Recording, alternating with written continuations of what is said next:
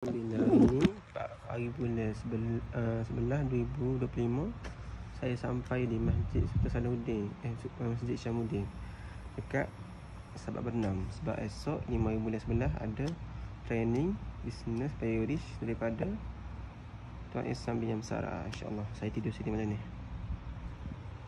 di masjid. Masjid ni comel tengok. Kipas dia dibagi tu. Comel masjid dia. Alhamdulillah, sebelum sampai dekat masjid tadi saya beli burger double special. Makan dekat luar masjid. Alhamdulillah, Masjid Sultan Syamuddin, Sabak Bernam. Best. Alhamdulillah. Rezeki Allah bagi, alhamdulillah. Sekarang sedang menanti untuk menunaikan solat subuh di Masjid Sultan Syamuddin di Sabak Bernam.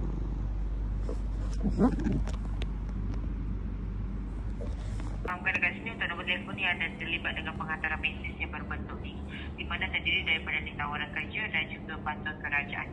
Oh, okey. Lepas tu? So, lepas tu dekat sini untuk nombor telefon ni penggunaannya kita akan tamatkan perkhidmatan lah. Dapat? Oh, okey. Lepas tu? Maksudnya kalau lepas tu kita boleh nak gunakan nombor lah, dan mana-mana nombor yang berdaftar atas nama yang sama. Kau ni siapa? Mandai dah apa? Nak sekat-sekat ni? Macam mana? Apa hak kau nak sekat-sekat ni? Sebab saya hubungi Cik ni daripada CSM, Cyber Security Malaysia. So dekat sini saya hanya ditugaskan untuk membuat sekatan atas nombor telefon Cik lah. Okey. Sekat lah, aku nak tengok kau sekat. Ya, rapat. Cik gelak. Cik ingat saya buat lawak ke? Buat lawak tu. Bodoh.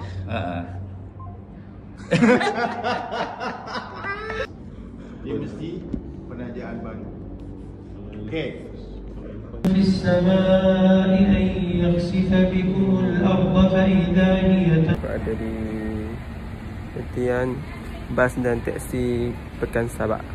Nak balik daripada kelas training di Payurish semalam.